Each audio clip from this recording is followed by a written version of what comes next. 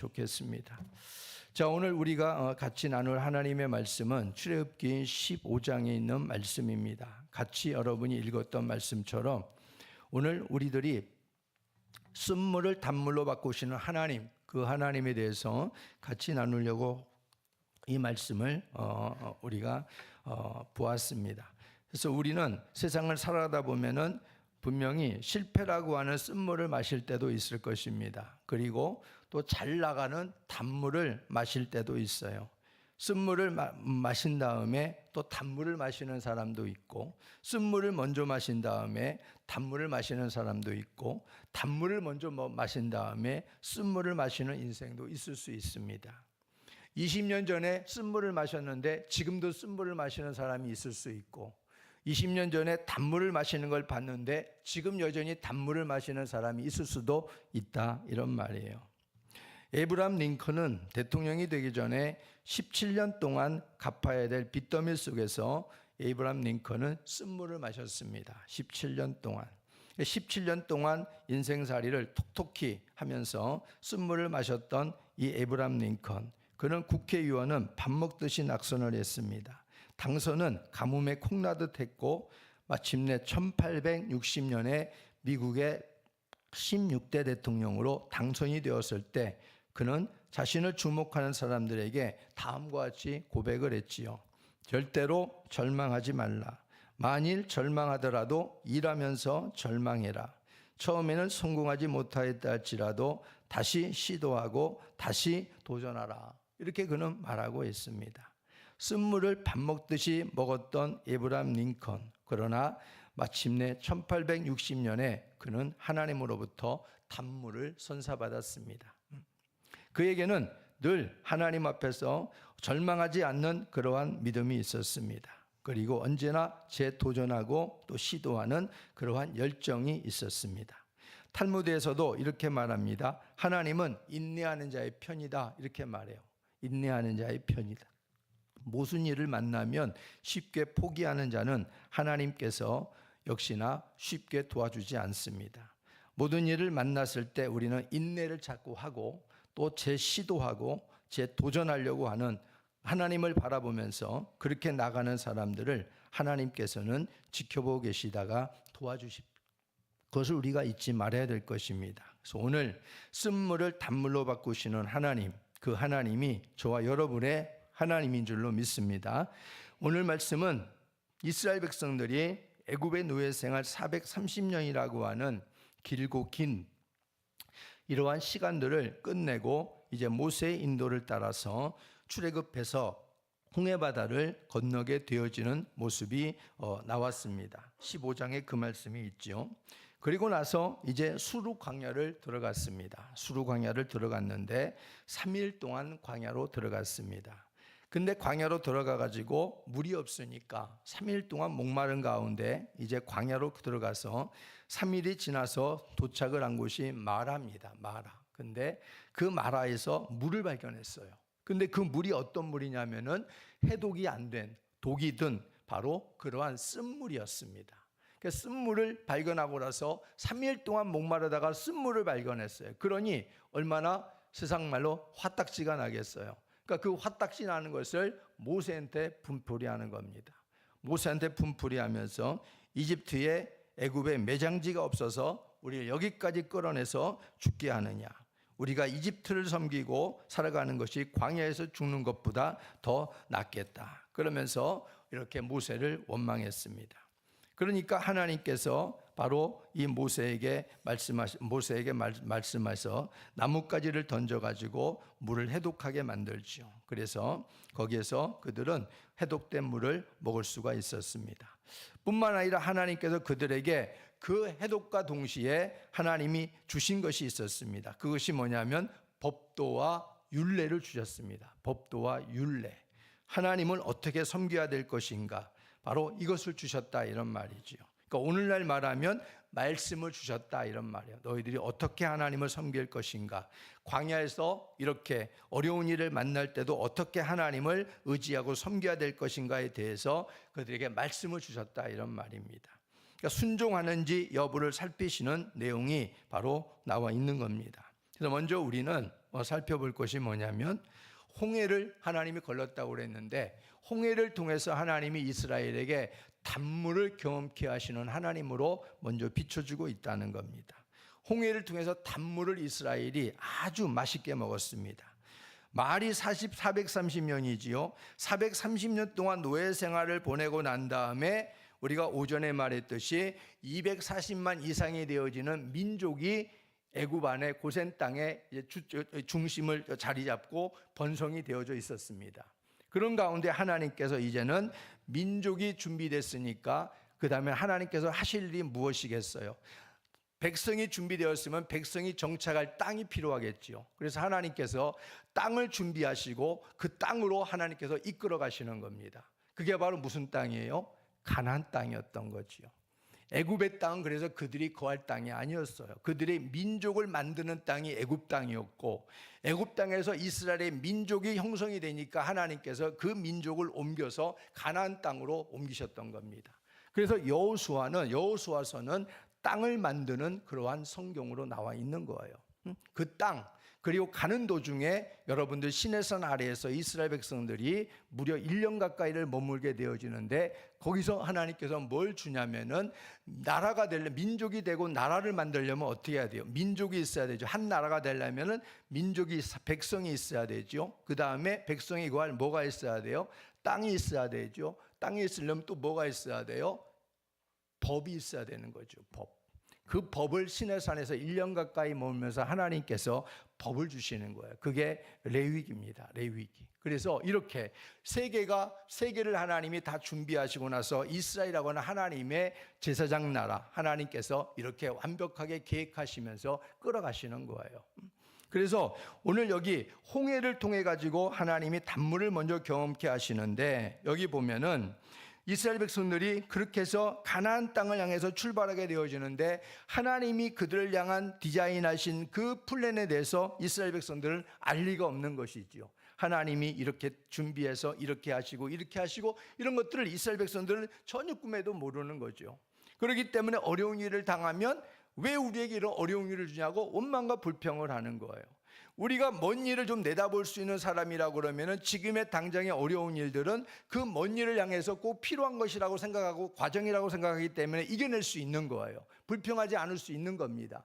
그런데 먼 일을 내다보지 못하는 사람은 당장 이것이 전부인 양 생각하기 때문에 그 일을 만나면 우리가 불평하고 원망하고 굉장히 우리가 힘들어할 수밖에 없는 거예요. 이스라엘 백성들이 바로 그러한 백성들이었다고 성경은 말씀해 주고 있는 것입니다. 그래서 그들을 하나님께서 더 복된 땅으로 영원히 그들의 젖과 꿀이 흐르는 땅으로 약속해 주시고 출발을 시켰지만은 얼마 못 가서 그들 앞에 뭐가 나타났어요? 홍해가 나타났습니다. 홍해를 나타났고 홍해를 건널 수도 없고 그리고 뒤로 돌아갈 수도 없는 것이 바로 뒤에서 바로의 군대가 마음이 돌변해 가지고 그들을 추격해서 왔다 이런 말이죠. 앞에는 홍해바다, 뒤에는 바로의 군대가 살벌하게 그들을 잡으려고 들어오고 있는 이런 형국입니다. 이러니 도대체 빠져나갈 구멍이 전혀 없는 것이지요. 이런 가운데서 바로 이들이 원망하고 불평할 때에 바로 하나님께서는 모세에게 또한 손을 들어서 지팡이를 향해서 바다를 가리키게 만듭니다. 그리고 말씀하시기 전에 이렇게 말씀하시죠. 너는 두려워하지 말고 가만히 서서 여호와 하나님께서 오늘 너희를 위하여 행하시는 구원을 보라. 너희가 오늘 본 이집트 사람을 영원히 다시 보지 아니하리라. 이 말씀을 모세를 통해서 하나님께서 들려주십니다. 너희는 아무것도 하지 말고 두려워하지 말고 그냥 가만히 서서 멀뚱멀뚱 눈만 크게 뜨고 하나님이 행하시는 일들을 지켜봐라 이겁니다. 하나님께서는 그들에게 그렇게 모세를 통해서 말씀하시고 난 다음에 지팡이를 내밀자 홍해가 갈라졌다 이런 말이죠. 동풍을 불어서 바닷길을 만드셨고 홍해바다가 갈라지고 건널 수 있는 길이 만들어졌습니다. 그들은 지체 없이 바다를 건너기 시작했습니다. 그리고 이스라엘의 무리가 다 그 길을 그 끄트머리가 건널 때쯤 이들은 이집트 군대도 그들을 쫓아오기 시작을 했지 않습니까? 그리고 이스라엘 백성들이 다 건너고 난 다음에 이집트 군대는 전차 바퀴에 문제가 생기게 만들어서 머뭇거리고 있는 동안에 다시 하나님께서 모세로 하여금 지팡이를 가리키게 만들어 좌우 벽으로 서 있던 바다가 하나가 되어지므로 이집트 군대는 한 사람도 빠져나오지 못하고 다 몰살당했다고 하는 것입니다. 이러한 기적을 이스라엘 사람들은 일평생에 딱 한 번 본 거예요. 딱 한 번.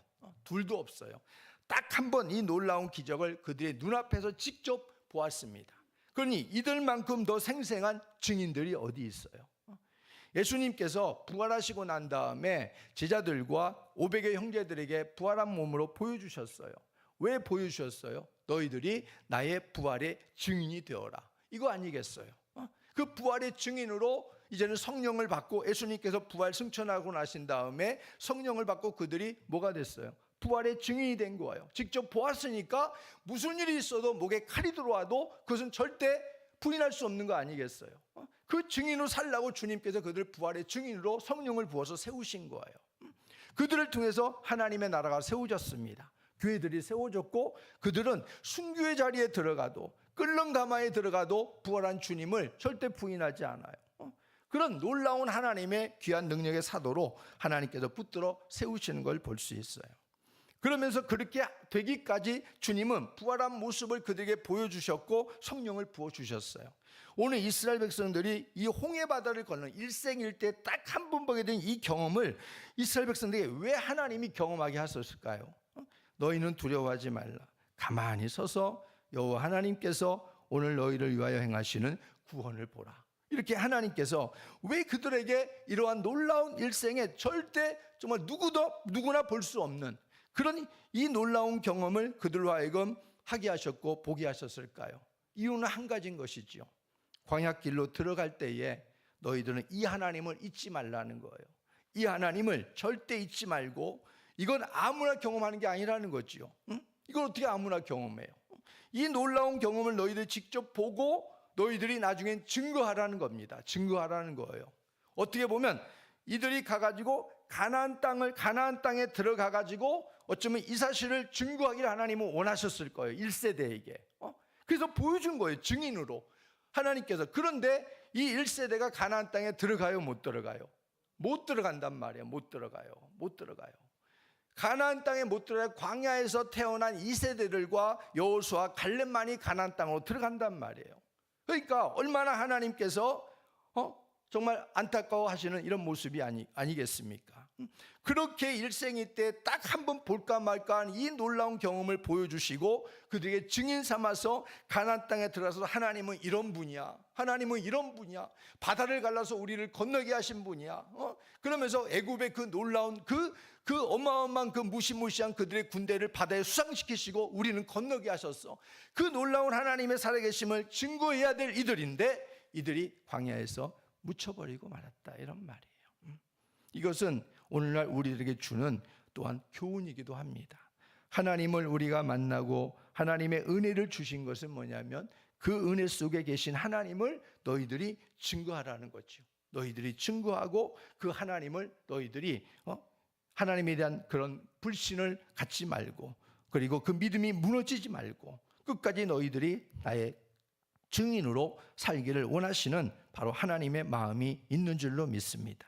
이스라엘 백성들이 먼저 바다를 건너고 나서 이렇게 이스라엘 백성들이 이 애굽 사람들이 군대가 완전히 수장되고 난 다음에 그 다음에 이들이 단 한 번밖에 보지 못하는 이 놀라운 경험을 했으니 이들이 아무리 인간이 메마르다고 해도 이 광경을 봤으니 이들이 가만히 있을 수 있겠습니까? 그러니 막 손에 소고를 들고 악기를 들고 막 춤을 추면서 막 찬양을 했어요. 그게 바로 여러분 나오잖아요. 여러분이 읽었던 그 본절까지 나오고 있는 내용이 그 내용입니다. 이게 얼마나 놀라운 일이에요. 정말 춤을 추고도 나올 만한 일이 아니겠습니까? 출애굽기 15장 21절 한 절만 한번 볼까요? 시작. 미리암이 그들에게 화답하여 이르되 너희는 여호와를 찬송하라. 그는 높고 영화로우시며 말과 긋한 자를 바다에 던지셨음이로다 하였더라. 이렇게 막 부르면서 하나님 행하신 일들을 막 춤을 추면서 소고를 잡고 막 춤을 추면서 막 이렇게 찬양을 했다, 이런 말이에요. 하나님은 높으신 분이다. 하나님은 영화로우신 분이다. 애굽의 그 우리를 축하는 그들을 하나님께서 바닷속에 다 쳐넣어 버렸다. 이러면서 막 찬양을 했다, 이런 말이에요.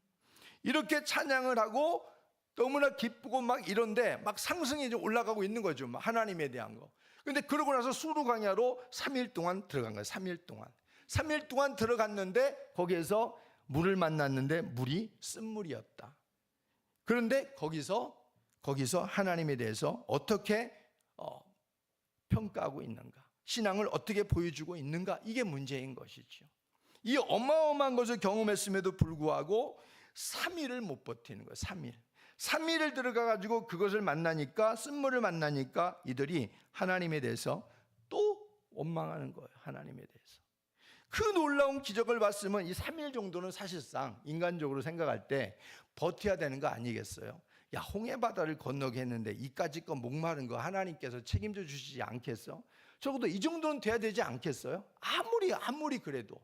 근데 이스라엘 백성들의 신앙이라는 것은 거기서 3일 지나서 이 쓴물을 마시고 쓴물을 만나니까 하나님에 대해서 원망해 버린 거. 그 전에 홍해에서 일으킨 하나님의 기적이라고 하는 거, 은혜라고 하는 걸 싹 지워버렸어요.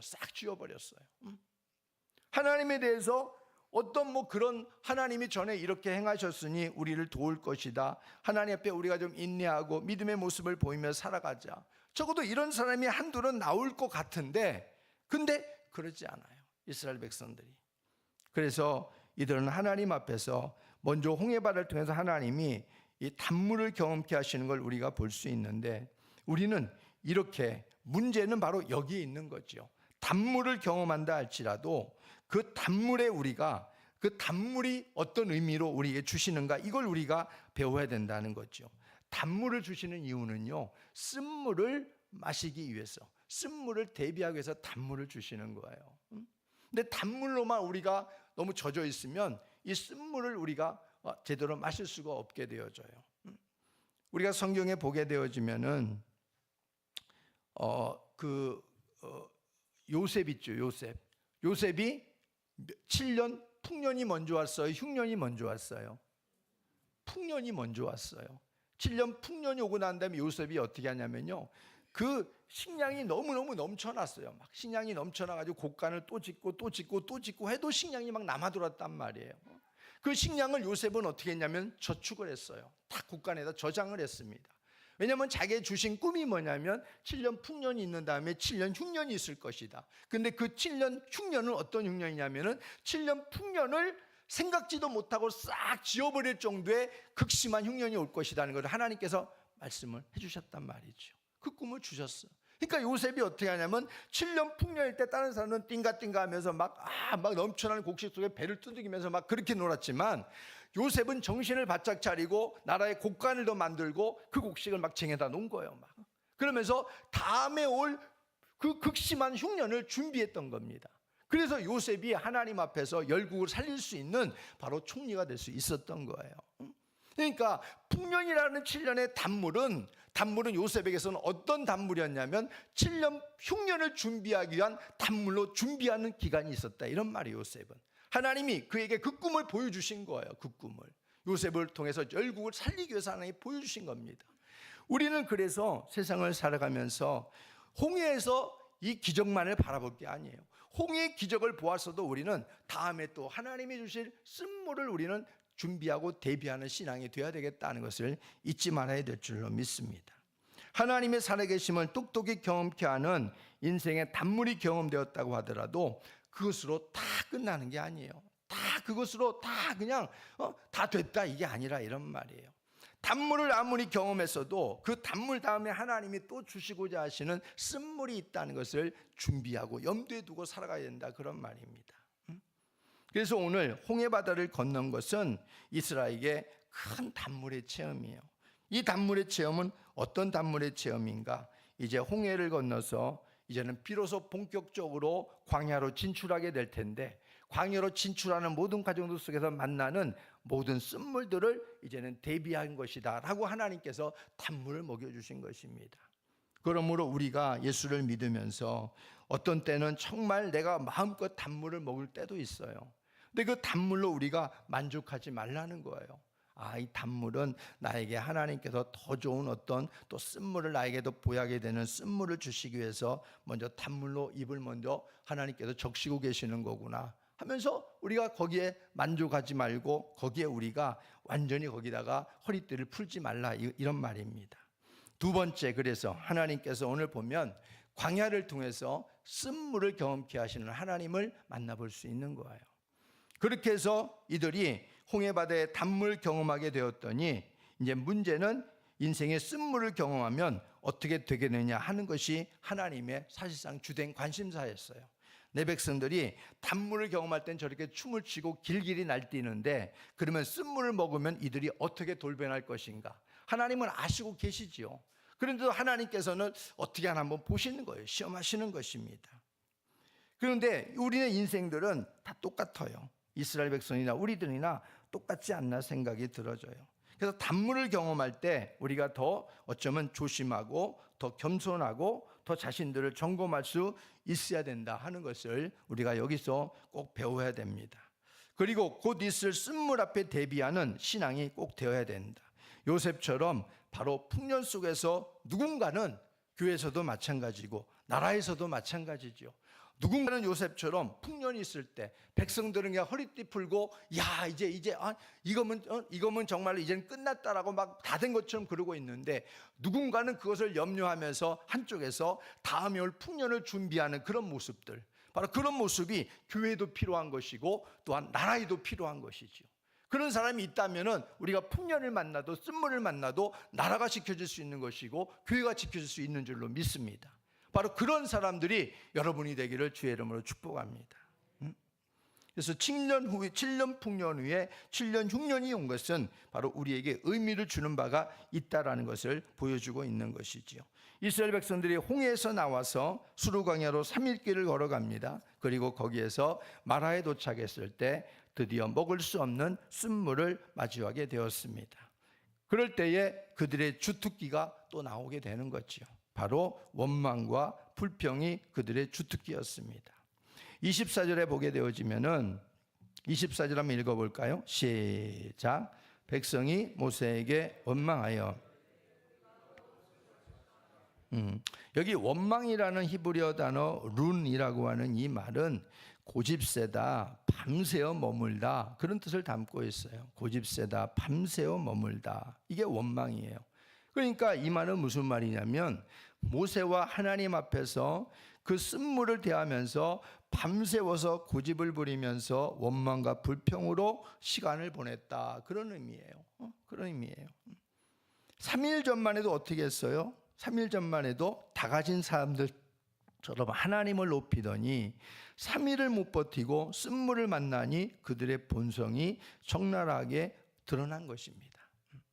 이들의 모습을 보면 왜 하나님께서 먼저 홍해 기적을 통해서 단물을 먼저 마시게 했을까 하는 것이 이해가 되어지지 않습니까?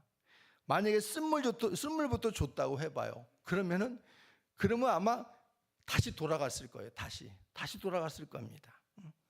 하나님께서 이유가 있는 거예요. 우리를 너무나 잘 아시는 창조하신 창조주께서 우리들의 폐부까지 살피시는 그 창조주께서 너무나 잘 아시는 거예요, 인간의 심리를. 그래서 하나님께서 단물을 먼저 주시면서 이렇게 하나님께서 이끌어 가시지 않았나 하는 것들 우리가 생각해 볼 수 있는 것이지요.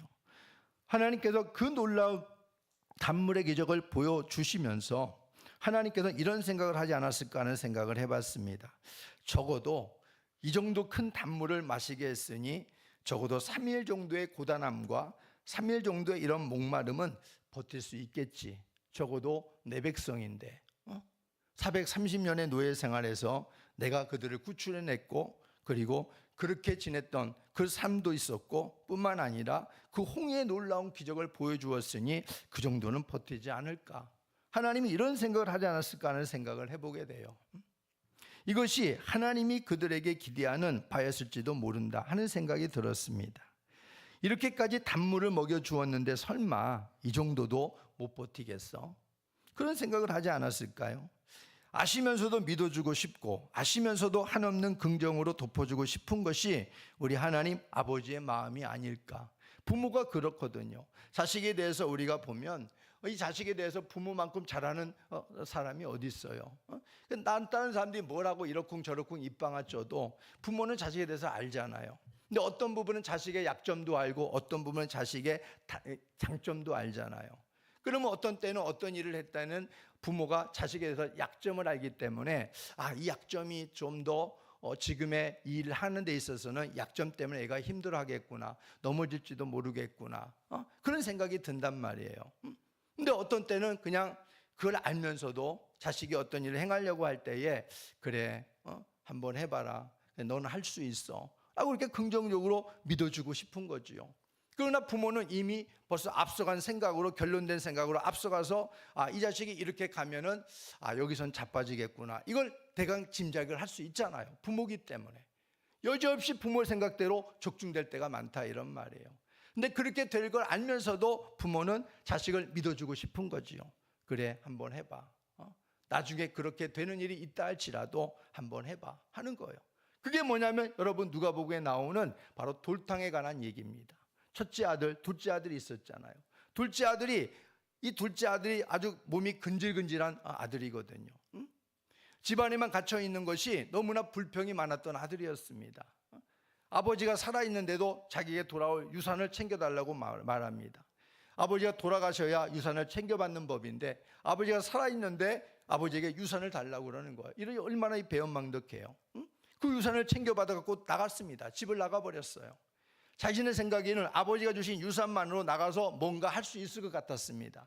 이 아버지는 근심이 되지요. 걱정이 되지요.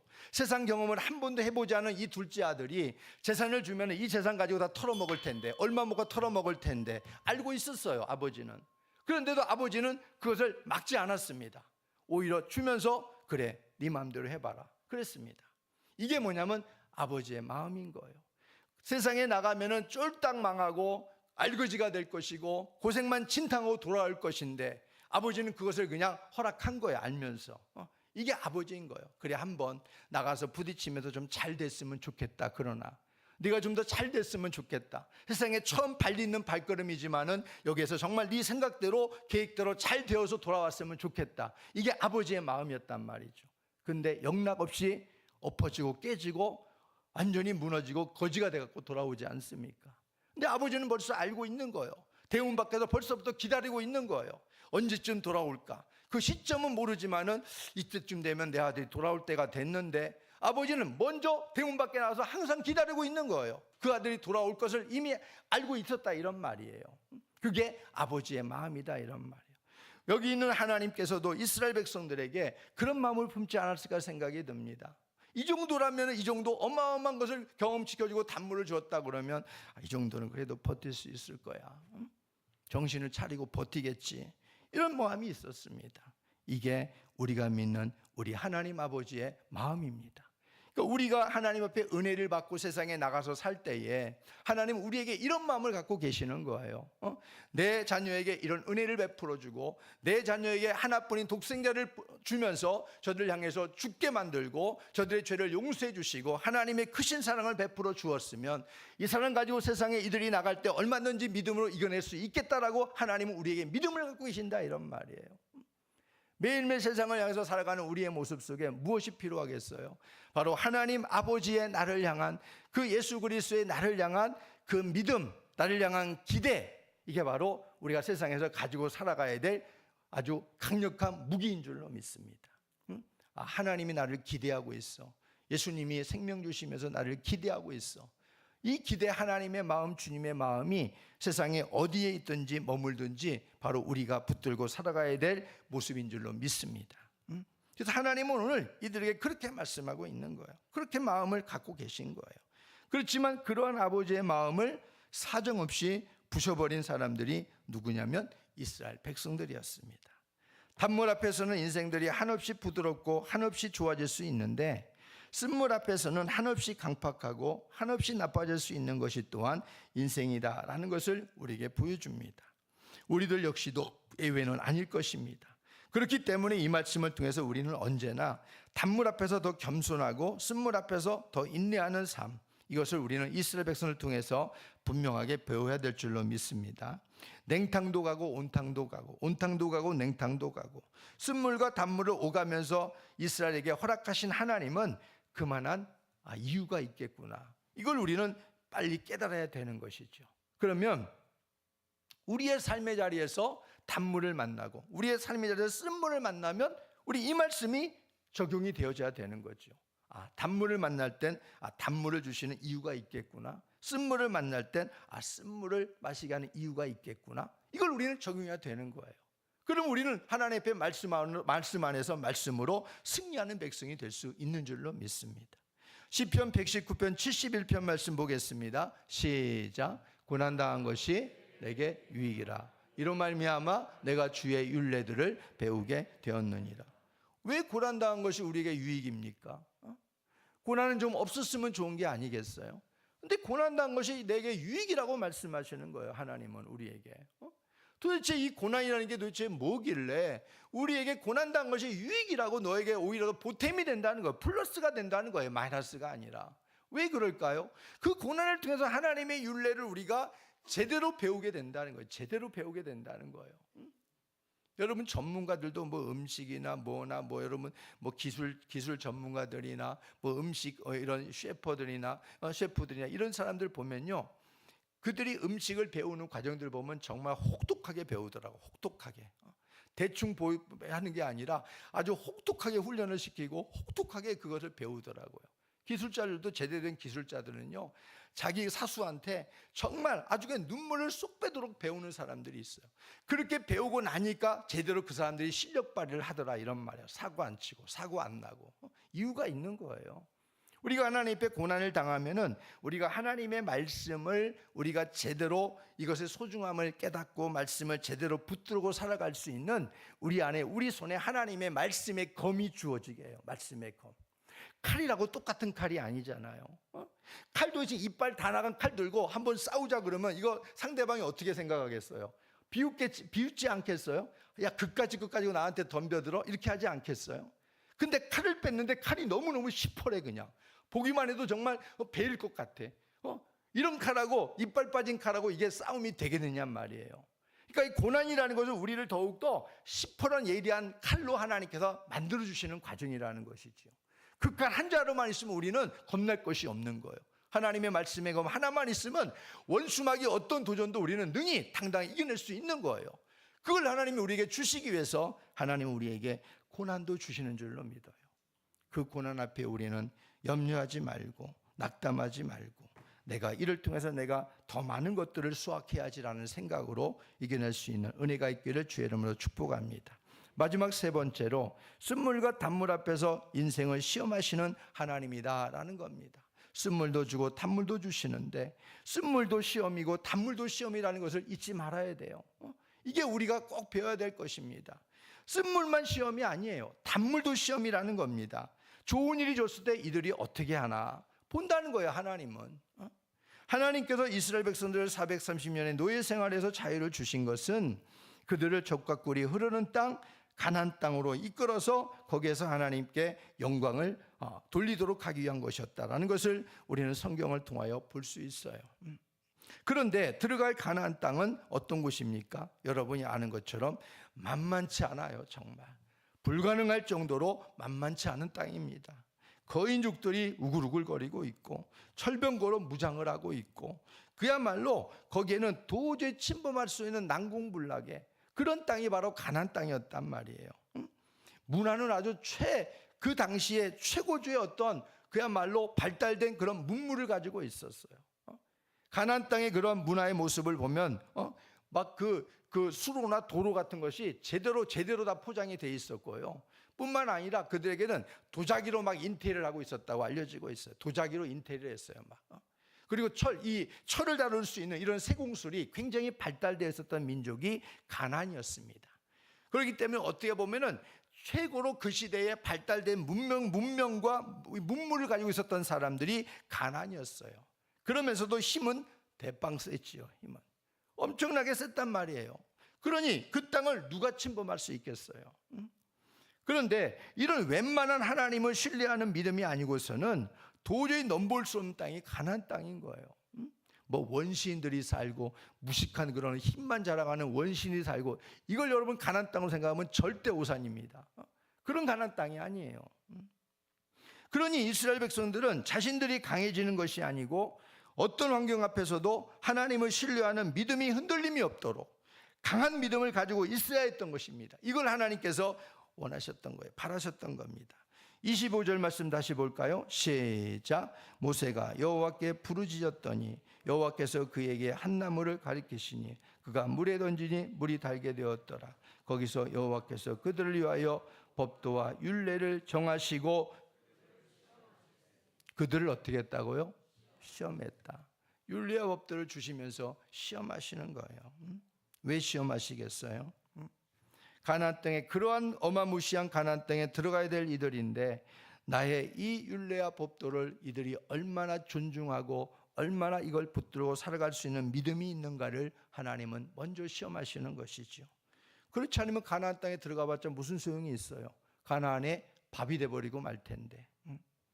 우리들이 살아가는 삶 속에서 하나님의 자녀들이 만나는 인생의 쓴물은요, 결코 우연이 없다는 사실을 잊지 말아야 됩니다. 하나님 보시기에 우리들에게 반드시 필요하기에 허락하신 쓴물이고 반드시 필요하기에 우리에게 주신 것이 단물이라는 것을 잊지 마시기를 바랍니다. 하나님 말씀 붙들고 하나님을 신뢰하는 믿음이 더 단단해지도록 하시기 위해서 하나님은 우리에게 쓴물을 주시는 경우가 많습니다. 야고보서 1장 12절 볼까요? 시작. 시험을 참는 자는 복이 있나니 이는 시련을 견뎌낸 자가 주께서 자기를 사랑하는 자들에게 약속하신 생명의 면류관을 얻을 것이기 때문이라. 생명의 면류관을 누가 얻어요? 생명의 면류관을 누가 얻는다고 그랬죠? 시련을 견뎌낸 자가. 시련을 견뎌낸 자가. 이걸 다른 말로 오늘 본문과 바꿔볼까요? 쓴물을 맛있게 먹는 자가. 쓴물을 맛있게 먹는 자가 생명의 멸관을 얻는다, 이런 말이에요. 그래서 인생들이 단물을 만나면 기뻐하고 쓴물을 만나면 절망, 낙담하는 것이 아니고 단물을 만나도 주의 말씀을 붙들고 쓴물을 만나도 더 하나님의 말씀을 존중히 여기는 사람, 거기에 하나님의 목적이 있음을 잊지 마시기를 바랍니다. 인생의 단물을 마실 때는요, 모든 것이 다 좋지 않습니까? 그러나 쓴물을 만났을 때는 인생들의 그 진면목이 고스란히 드러나게 되어질 수밖에 없는 겁니다. 우리들이 지금 서 있는 자리는 어떤 자리인가? 쓴물을 마시는 자리입니까? 단물을 마시고 있는 자리입니까? 쓴물을 마시고 있다면 그 속에서 우리는 또 무엇을 보여야 될 것입니까? 단물을 마시고 있다면 그 속에서 우리는 또 무엇을 또 담아내야 됩니까? 하나님은 사랑하는 자녀들에게 주의 말씀을 들려주시고 우리들이 그 말씀 앞에서 어떤 삶으로 일구어 나가는가를 지켜보시는 하나님이십니다. 그래서 하나님께서는 우리가 그것을 통해서 쓴물을 마시든 단물을 마시든 변함이 없을 때, 그때 하나님은 하나님이 우리를 향하신 그 목적으로 인도해 주실 것입니다. 야고보서 3장 11절 말씀 다시 보겠습니다. 시작. 샘이 어찌 한 구멍으로 단물과 쓴물을 내게. 이 샘이라는 건 무슨 샘이냐면 우리의 입구입니다. 입입니다. 입.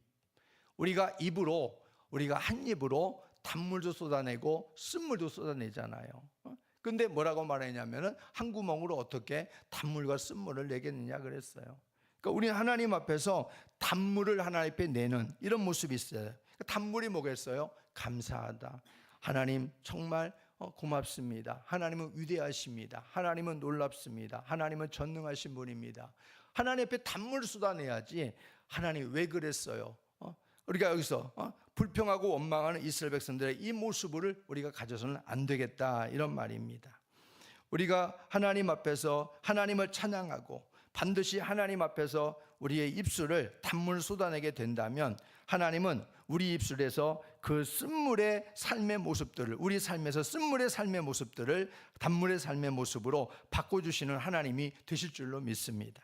그러니까 여러분 어떤 일을 당해도 우리의 입술로 쓴물을 쏟아내지 말자 하는 겁니다. 쓴물을 쏟아내지 말고 무슨 물을 쏟아내야 된다? 우리 입술로 단물을 쏟아내라, 이런 말이에요. 감사합니다. 하나님 찬양합니다. 이렇게 우리가 단물을 쏟아내란 말이에요.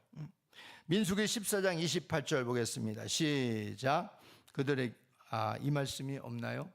제가 읽어드릴게요. 그들에게 이르기를 여호와의 말씀에 내 삶을 두고 맹세하노라. 내가 너희 말이 내 귀에 들린 대로 내가 너희에게 행하리라 그랬어요.